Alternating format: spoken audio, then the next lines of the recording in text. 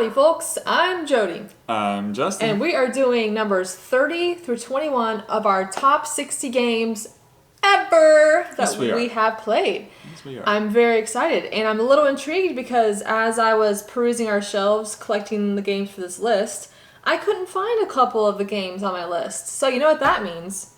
There might be some crossover. Yep. All right, let's get right into it. Here we go. I want to guess. Give me a clue. Quick. Clue. Polyomino. Oh my gosh. Project L? No. I don't know. There's a lot of polyominoes you like. Yeah. This one, you'll like this one a little bit too. It's got cats. Oh, I love kitties. I love cats. Kitties. I love kitties. I love cats. So, I Love Cats is a really, really cool game, and this is a big, thick, chunky box with a lot of cool stuff inside. This box. And each player has their own board, and you've got your board is essentially a boat, and you're taking your boat to go and rescue cats off of the island before the evil Lord Vesh comes and takes them. Now, this is done in kind of a polyomino style, so your boat is basically what you're trying to fit them all on, and you're trying to puzzle them all in there.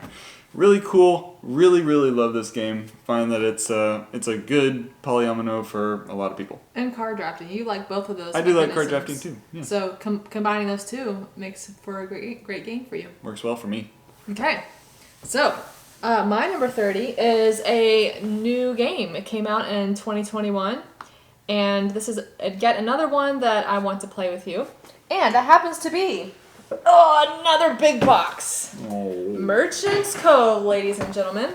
So this is a asymmetric game. Pretty much each player's merchant or whatever they play as. I forgot what they're called. But each of them has like a different mechanism.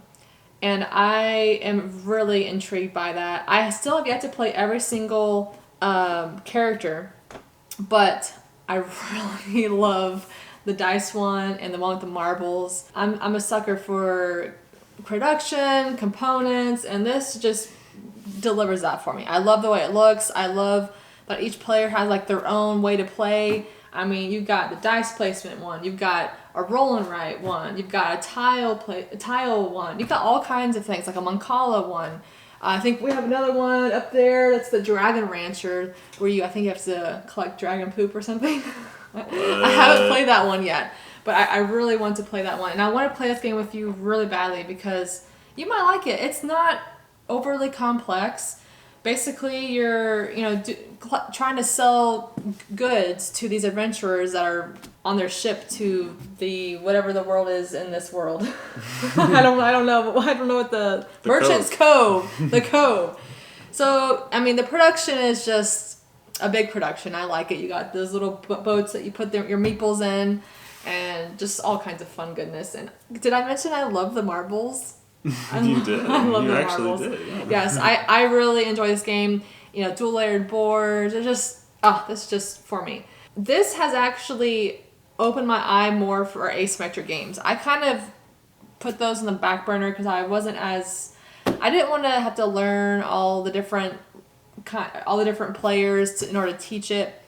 But this one, I don't know, I really enjoy this, so this is kind of opening my eyes a little bit. And for instance, I got Root. I decided to get Root after I played this because I'm like, you know what? I need to try Root because I really am digging this asymmetric thing, even though I have to learn it and teach it, but I'm having fun with it. So anyway, that was a lot about Merchant's Cove because I really am enjoying it. And so this was, I guess, our number 30s were a big box. See? Big box! Big boxes. Alright, so now we're going to get into a part of this list that's kind of like, maybe kind of head scratchers for people. It's like, wait, he likes that type of game? So right now we're going to move right on into Butoku. Oh, yeah. Alright, and believe me, this list of 10 might have about half of them that kind of are like, wait, he likes that? So 29, eh? Yeah. 29? Guys, Butoku is number 29 for Justin. Yeah. So why? Okay, well, it's a little hard for me to explain because most of the time a lot of these mechanisms don't really do it for me, or at least all these mechanisms that are all kind of all over the place and thrown together, because there is a lot going on in this game. But I don't know if it's the dice placement that kind of gets taken to another level. I think that may be part of it, but with these dice, you end up placing the dice, and then the dice get used again as you cross the river, if you decide to do that. So I like the fact that as you are using these things, you don't just use it once and then you're done with it for the rest of the round. You can actually use them again, and things end up changing on the dice so that whenever you bring it back to your own board, things are a little different for the next time. But I don't know. I just really found this really enjoyable. Now, with that said, I feel like the coloration of the board, the prettiness of it definitely helps, because if this game had an ugly board to it, she probably would have had the hardest time convincing me to play it. Oh yeah. So just that idea made it that much better for me. So I think that plus this kind of different dice placement that I'm not used to, that I haven't seen necessarily from other games, that maybe there, but I haven't seen it, being able to use it multiple times, I felt like that's what really did Butoku for me. So that's why Butoku goes up into number 29. Really surprised, but hey, this is a happy surprise. I'm very encouraged by these developments. So I need to find these crunchy games that I want to play that are pretty, because apparently I think the pretty appearance really kind of possibly draws you in a little bit more. So I need to work on that. So like I said, this part of the list, this 10, I'm excited. About half of them are kind of like the head scratcher in terms of complexity. I have an idea of but something else on your list. There may be a theme to the way that the boards look and things like that too. Okay, so going from a big game to a smaller game. Ooh. Dice Command is my number 29. This is a newer game. A lot of people do not know about this game. Yeah. I think it was on Kickstarter. What was it, last year? Or year or two? I think it was last year. I can't remember exactly.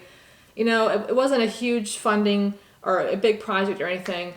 But we both really enjoy this game. I mean, this has a lot of things that really we both like. Mm-hmm. One, I do like dice roll. I like using dice, all right? But then it's this war element. So we can play 1v1. There's ways to play 3 and 4 player as well. We still have yet to try that. We need to. Yeah. But basically, you're trying to get your units behind enemy lines, and your units are your dice, and the strength of your dice determines if it's like a heavy infantry or light infantry, and you can move them. And you're rolling your dice in your barracks and assigning stuff, and there's ways to like use these cards, like for instance an airstrike, to go and like shoot down some of your dice. I don't know. This game, we just have a blast. It's not a perfect game. You know, there's some quirks. There's some things that are like, there's a few rough edges, but we love playing this together. Yeah. And I have been having such a blast playing this game. I would never say no to play this game. I really like this game a lot. Yeah. A lot. This is one of my favorite ones too. It's the 2-player war theme is something that we both are really attracted to. With dice, and you're just assigning stuff, and yeah, this is just a lot of fun, guys. Definitely check this out if you haven't heard of it. So that is our number 29s, big box and small box. All right, let's bring it back and make it a little simpler for just a second. Okay, so Link. No. No. Not at all. So, this one is basically a bunch of popsicle sticks. And it is called Tokyo Highway. Tokyo Highway. Okay, so you got some little blocks of wood or little cylinders of wood that you're kind of stacking up and things like that to try and build this crazy connection of roads. So we'll just kind of show you what it's kind of supposed to look like there. And when they say supposed to look like, that really means it's going to look nothing like that, except just about as crazy though. So essentially what you're trying to do is build all these roads and then place all 10 of your cars out before the other people do. So you are just trying to get all your cars out on these roads that are slightly unstable. Let's just say that. And therefore, this is a dexterity game, and I am a big fan of dexterity games. I really, really enjoy them.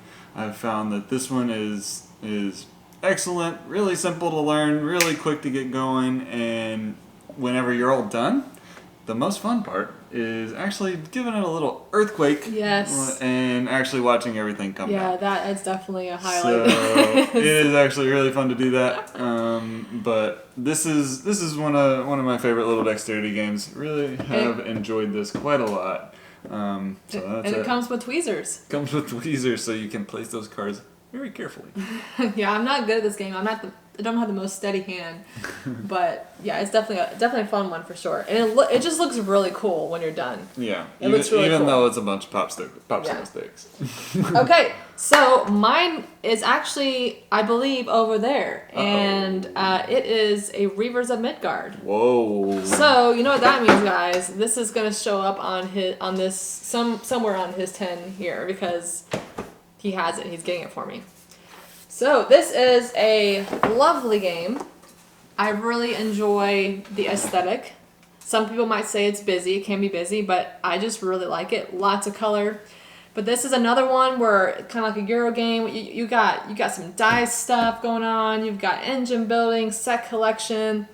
You have, everyone has like their own little shipboard where you have dice as your crew, and you can collect Reaver cards, which have, I think, 3 different ways you can use them as like a ship leader, upgrades, and you're going and visiting these different locations. You can battle sea monsters.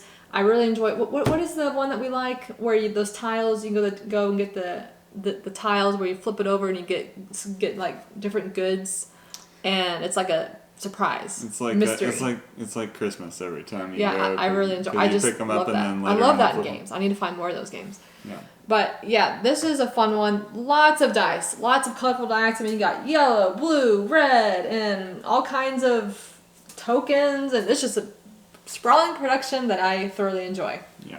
So I will reserve my thoughts for later in this video. Okay, so there we go, guys. Moving on. So I'm gonna stick with the dexterity game theme, and we're gonna go with some very strangely shaped pieces in this game. Jump cart. So we're going to be taking a look at Jump Cart. Why are Jump Cart and Tokyo like back to back? I don't know. I like them both a lot. So I'm confused that they're like right next to each other.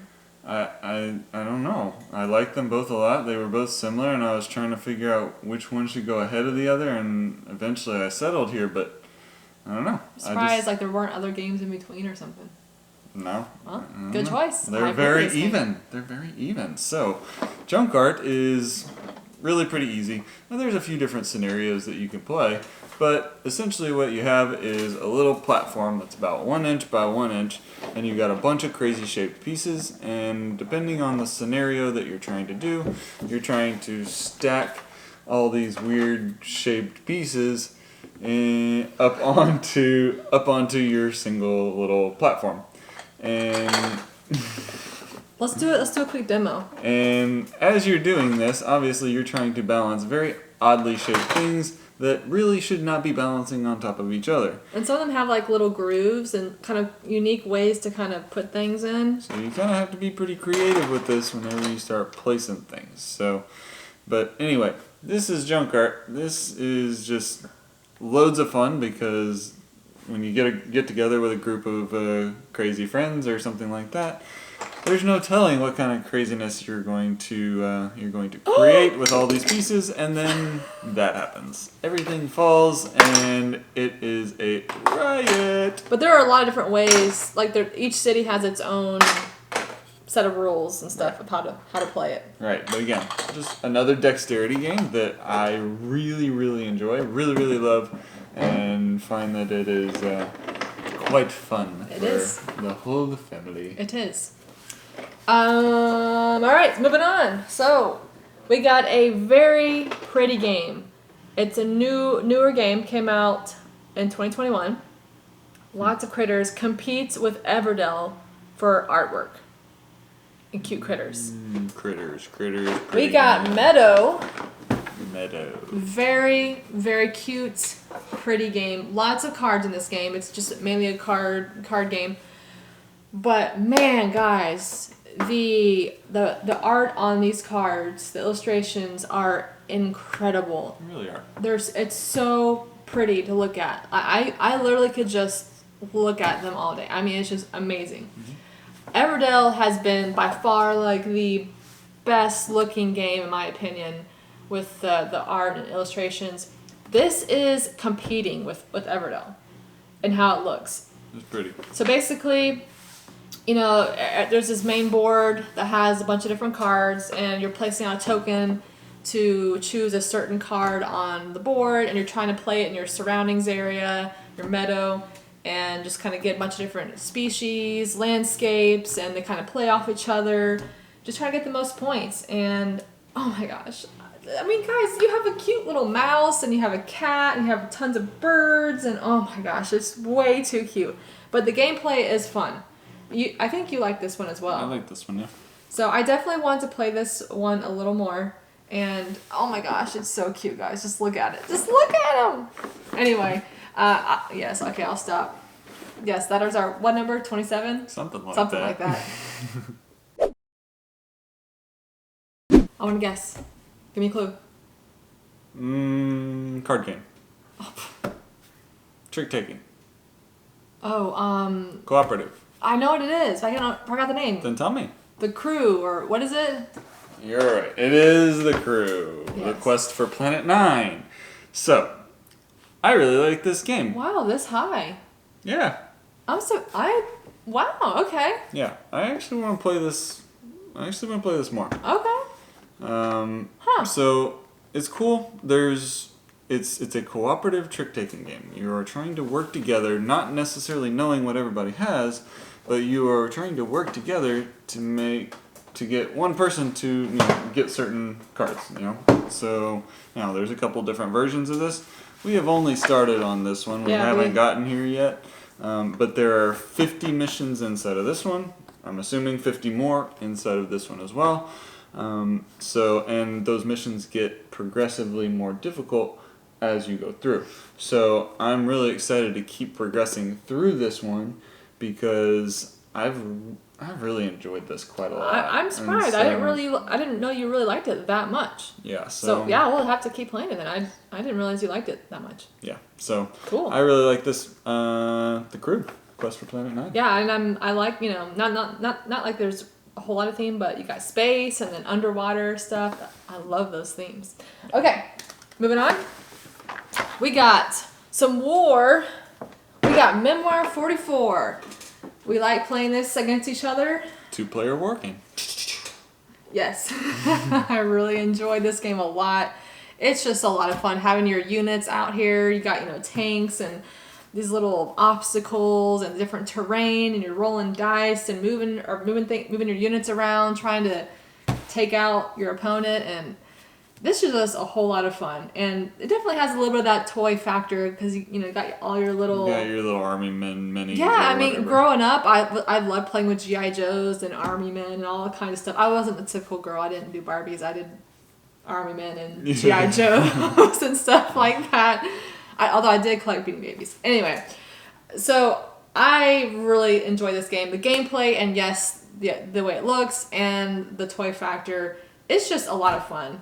This is another one I want to play. And there's different missions you can play, different scenarios. And different expansions. There's a whole lot of expansion stuff for this game, which we haven't even dove into. Mm-hmm. So, yeah, there's a Memoir 44 equipment pack at the game store that I've been eyeing for a while. It just adds a whole bunch more plastic mini stuff. So, yes. So, yeah, this is a fun one. Definitely need to play this again. So, that is our number 26. Alright, so now we're really entering into the section of the list where it's kind of like, okay, these are the more complex games that might be a little surprising that I definitely need clues for this one. We've played this recently. We want to play it again later this week. Moonrakers. Yeah, so... let's take a quick look here at Moonrakers. Alright, guys. Good choice. So, this game caught me by surprise. It's a space game and he likes it. It's a space game. The production is unbelievable. It's got kind of a, I wouldn't say minimalistic, but definitely a futuristic, spacey kind of a artwork to it, and I really, really like that. So I also like the deep dark blue. Big fan of that. As far as the game goes, you're essentially doing negotiation with your opponents, trying to get them to help you. Possibly. You're helping them. It's kind of like sabotaging. Or sabotaging. Yeah, it's a really interesting concept where you are trying to work together to beat each other. It's really, really interesting. The thing about this game is, and yes, it is amazing by itself. However, there are coming out some expansions here pretty soon, and we have gotten some preview time with these expansions, and I am not an expansion person. I actually really hate expansions. I never, ever, hardly ever like them. Yet this one, I now probably will not play. Not true. I would still play. But if I have my preference, I would definitely play with the expansions. They add so much to this game. Agree. It's unbelievable. Yeah, it's great. It makes it so much better. Yeah, and one of the expansions really encourages the negotiation aspect. And then another one, allying with people. And then the other one just kind of adds more cool cards to it. Upgraded cards. This is a deck building game, so this is quickly moving up my list for sure. It's new to the list overall this year, but yeah, this one will be around for a little while. Good choice. I approve. Okay, so moving on, we got Stone Age here. We got a classic worker placement game and a classic sentimental worker placement game. I have memories of, this just kind of reminds me of my brother, but I really enjoyed this game. You've got, placing out your workers, different locations, and you're collecting resources. You gotta make sure to feed your people, and you're rolling some dice in this smelly cup. It smells. True. You're doing different division for different resources, so like the gold is harder to get. And right. You are trying to basically collect resources to turn in those to complete buildings. Mm-hmm. And there's just, I don't know, this is just a good one. And it's definitely one that is a little more entry level, gateway-ish. It's solid but not like complex. Yeah, this is just a staple worker placement game for me. That's why I'm a fan of this one too. Yes, I definitely like this one. Yeah. So there we go. Oh, we got similar size box. Look. How about that? Yay. All right, moving on to another slightly more complex game, but very pretty game. And this one, we are building castles, trying to fight off invaders and after the Empire. Now, this one Beefy surprised me. Now, this one's good because it's got these pieces that you're actually trying to build a castle, right? So you're trying to build a castle and trying to fortify in order to prevent invasion and, well, not getting sacked, not die, essentially. So really, really cool. So I think I've won this every time that I've played it, actually. I don't know. Yeah, so not that that's playing into how much I like it necessarily, but it is fun. It is a lot of fun trying to build your castle first out of wood and then trying to convert those into stone so that it's much more difficult to break down. Super, super cool game. I've really, really enjoyed this, and there's also this kind of random component to it where these cards come out and it shows what direction the attackers are coming from. And hopefully you have prepared well for the direction of those attacks. Many times you don't. So it's just kind of like, so there's this cool like strategic component, but also a little bit of luck to it. And I have enjoyed this game thoroughly. But you can plan. You can plan ahead for that luck. You can absolutely. So, but again, it's 64 plastic castle pieces included. Yeah, but it's worker placement as well. So you're trying to place your workers out there to give you resources so that you can then start to build things up and protect yourself. This is another one I really want to play again. Yeah. So this one's really, really fun. I've enjoyed it, and that is After the Empire. Nice. I approve of that choice. Mm-hmm. So we're visiting space. Ooh. We're searching for a planet. Yes. We're searching for Planet X here. in this here game of logic deduction.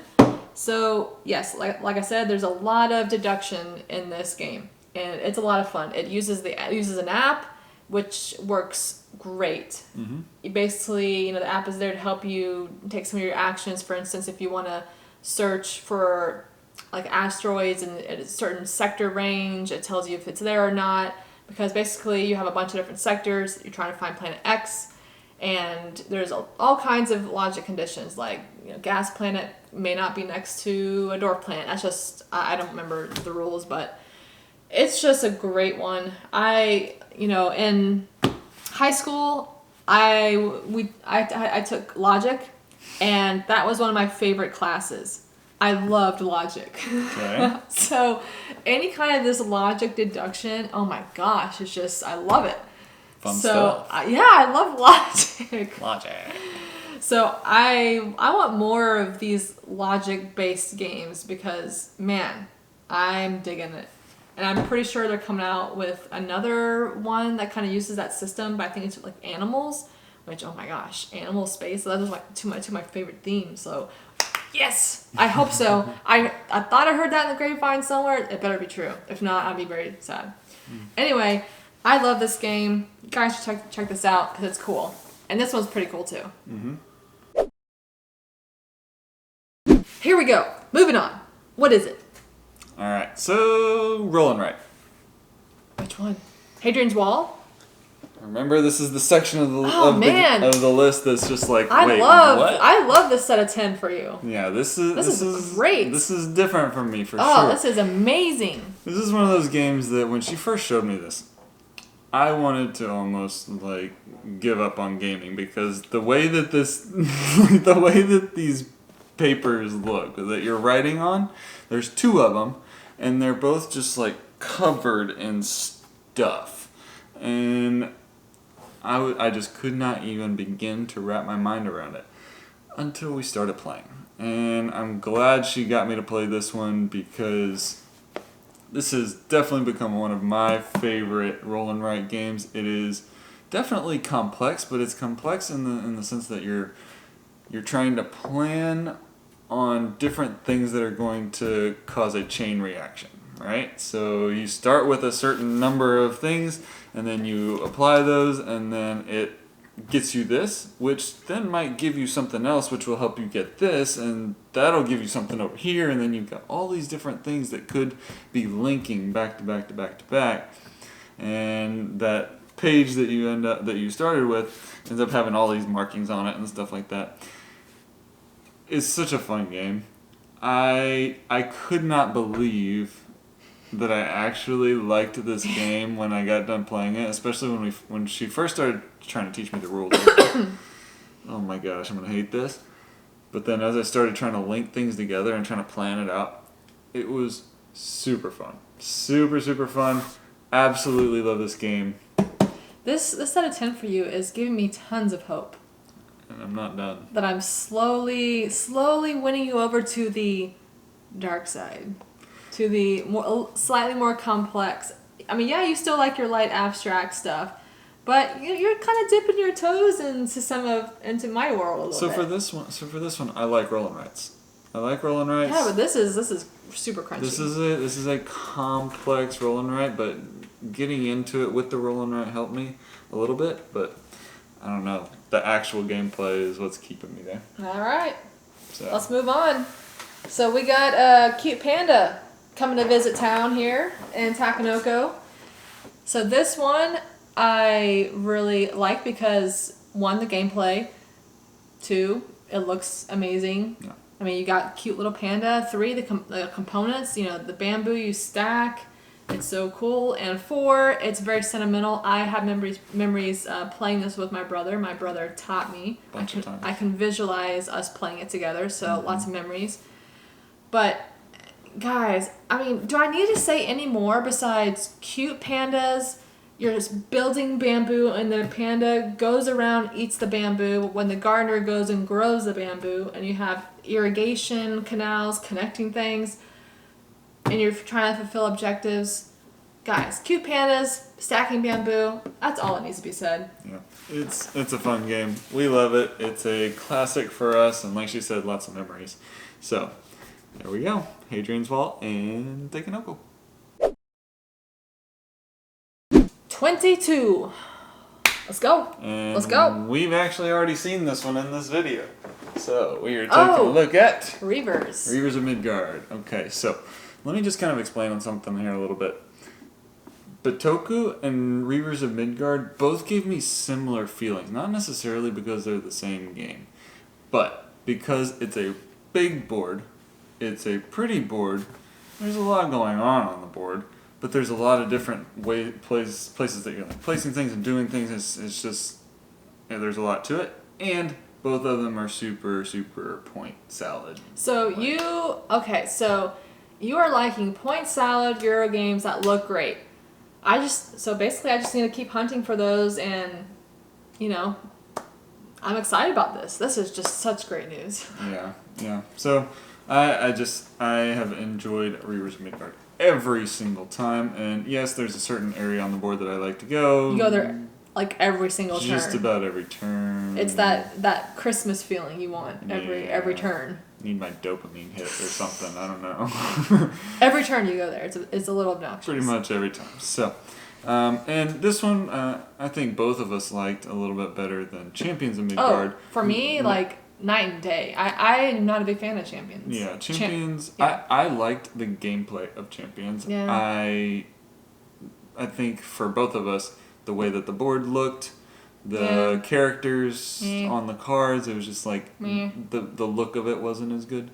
I hear that the expansion Valhalla or whatever makes the game a lot better, but I don't know. I'm happy with Reavers. I don't want Champions. But yeah, I definitely liked Reavers better, so we're going with this one for nice. number 22. I approve. This is a great set of 10 for you. Uh-huh. I highly approve of this.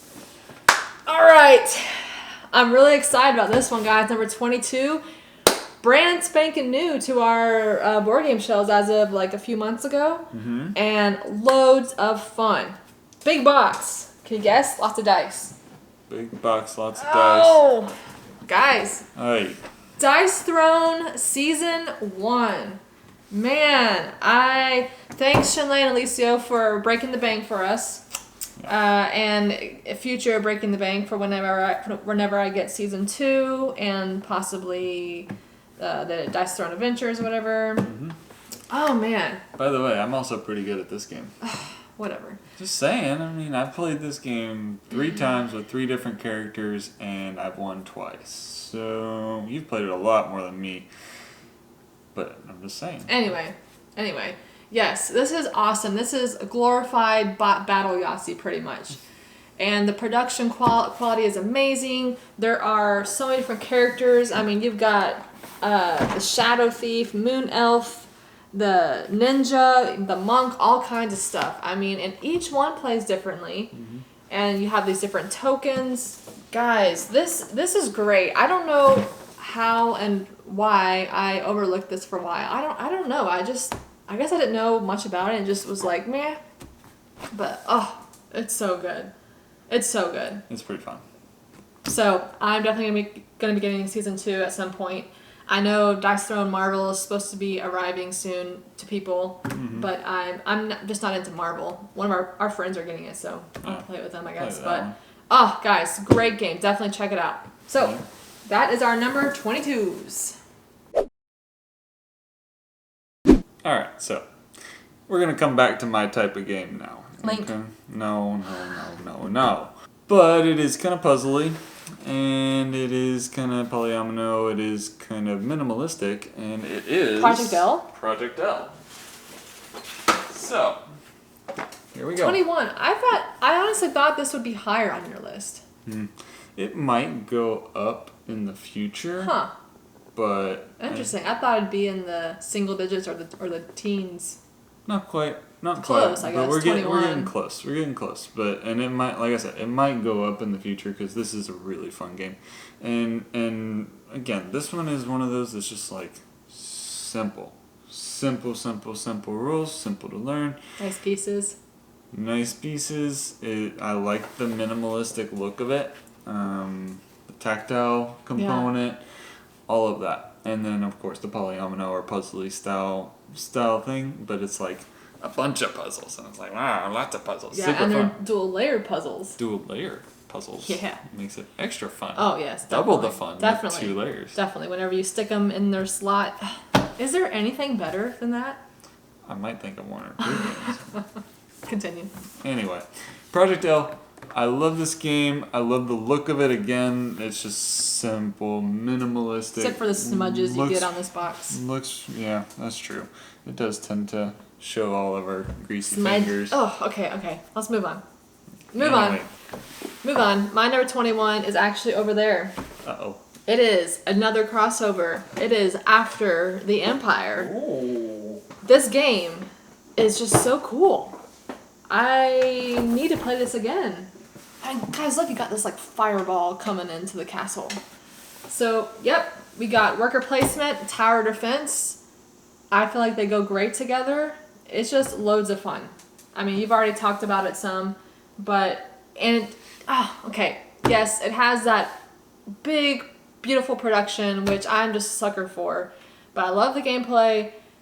And yeah, it has that toy element because you have like your castles, you know, and you're putting your what are those corner towers called? I forgot what they're called. I forget what they are. Yeah, but you're putting up walls and the towers, and you're putting your dudes on. By dudes, I mean cubes in this game. I think there's like an upgrade you can get where you actually have like little minis and stuff. People.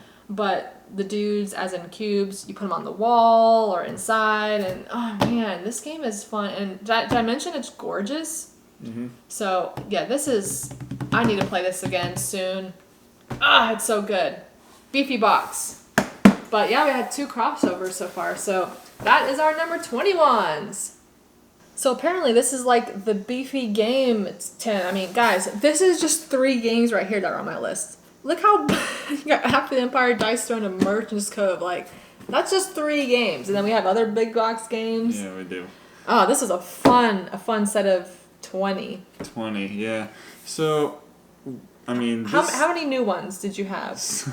this 10 had 9 new games. The only carryover from last year, from my overall list from last year, was Reavers, and it went from 14 to 22, so it didn't move a ton, but everything else was new to the whole list. So some of them aren't new games, just new to you, but a lot of them are new. So like Isle of Cats, for some reason, I thought that was on your list last year, but it wasn't. It might have been just outside last year, and then I guess just thinking about it, it might have just moved up. I don't know.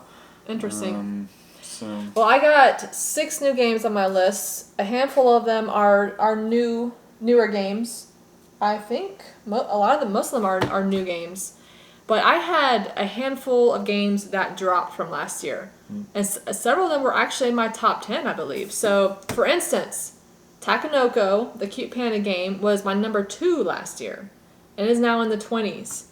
I think I didn't really get to play it much, and other games were just jumping over it for me, I guess. Let's see. Stone Age was my number 5 last year, and it's now in the 20s. And then Reavers of Midgard was my number 9 last year, and it's now in the 20s. And Memoir 44 was number 12 last year. It's now in the 20s. So, guys, I had a lot of things moving around. So, you know what that means? There's some new stuff. My top 10 could be very interesting. Very jumbled. Very new. I don't think you had as much crazy moving around stuff as I did, but... Well, no, it was just all new. Yeah, I guess so, yeah. Yeah, well, okay, well, that wraps up this segment of 10. Excited for our next 10. Stay tuned for that. See ya.